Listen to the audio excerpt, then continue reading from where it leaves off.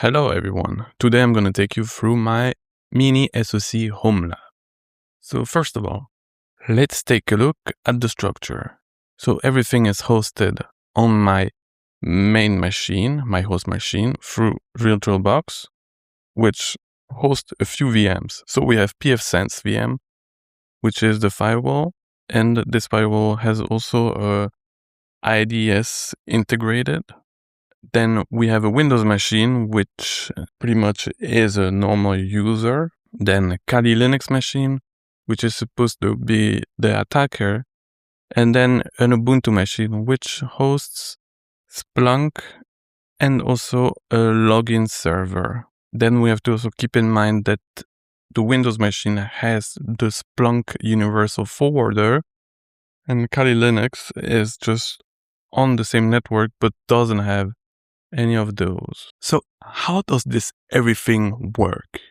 Well, every connection goes through the pfSense firewall, and this firewall sends its logs to the Ubuntu, which is actually to the Splunk. And then through Splunk, you can see what is happening on the network. So through specific searches, you can then make sure that you can detect ongoing or denied attacks and see what is actually happening deep down. So now, if we look at our dashboard hosted on Splunk on the Ubuntu machine, we can see that here we have a few indicators, which is the total connections, block connections, active hosts, main IPs that the network is interacting with, the protocol distributions, which is then the block and pass ratio.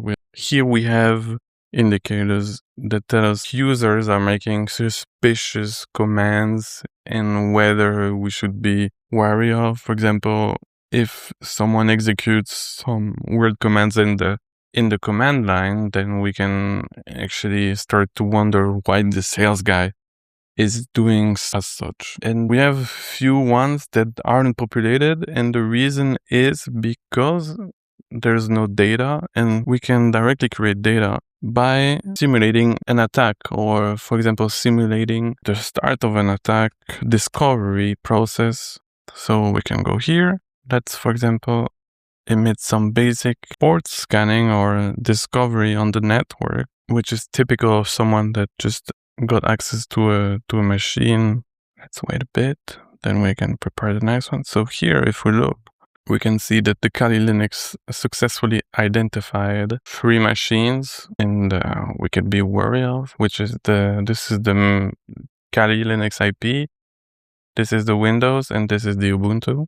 Then if we then want to track the open ports on the Ubuntu machine, we could just use this command. Let's see what we get now. Okay, so this guy is being a bit tricky and has port 22, which is open. So it could be something to worry about. And then if we look here, them already populated, which wasn't before. We can see that a few total attempts of port scanning has been made. Port ranges 1 to 1000. So that's it for the port discoveries. And the other indicators didn't change yet. We can see that these are the main IPs in the last 60 minutes. But maybe what about 4 last hours? Let's have a look. And then it's a completely different landscape where we have way more diversity, way more total connections, a lot of block connections, then the number of active hosts, the IPs that we interact the most with. So yeah, all of these are pretty interesting. The block to pass ratio, which is fairly positive. But what about this one? Okay, this one is the successful vs failed logins. Okay, so now we can go back to a more recent scope of time. So let's say within the last 60 minutes, as we did before. And we can see that here it's not populated yet. So what we can do to populate it is actually here we have the login server, which is running. And this is the Windows machine. And here we can simulate logins which is let's make successful. Let's take a look at the dashboard. So we just refresh the page, and actually we can see that we have recently 12 successful logins. But if we go back to our little Windows user, and now let's say that a bunch of failures happens, we can wonder what happens. But again, let's refresh this. Okay, let's give it a second, and then boom, we can see that actually we have 12 success, but 28 failures. And this can also help us assess the situation. And now let's say that a bunch of failures, someone that is trying to penetrate our server or our environment. What happens next? What will happen? And keep in mind, this is within the last 60 minutes. So if we see that we have 85% failure, we can start worrying, or at least take some actions to proactively avoid getting completely invaded. So now that's it for this dashboard. And we can see how convenient it is to have everything within a window, and also choose the time frame, so we can have a smaller or bigger perspective of the current situation.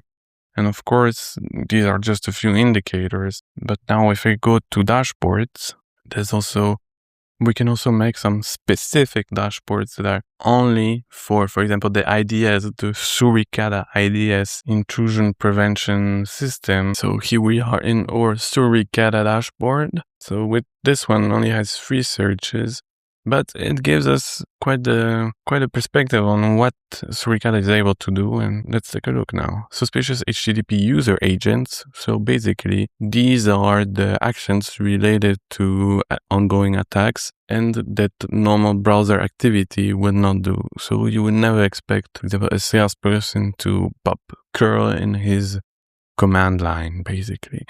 And then we have the X files downloads. So suricata is also able to detect those without needing to have a universal forwarder installed on the machine. So basically, even for example, that Windows didn't give this log through sysmon, through the universal forwarder, it is still able to see that there was a download made on a Windows machine for a .x program. We have the emerging threats detection panel, which are the basic threats that suricata detected. For example, here we have potential bad traffic. It will tell us which source IP it is and what was the destination, and maybe determine whether or not it is a suspicious IP. Okay, so now we can, I guess, wrap this up, and from this presentation we can directly see that our dashboard are as good as our searches, and our searches can only detect things that are logged into Splunk. So it is very crucial to assure that events are correctly logged into Splunk, because it is what allow us to make the effective correlations for attacks. Thank you for watching. Have a good day.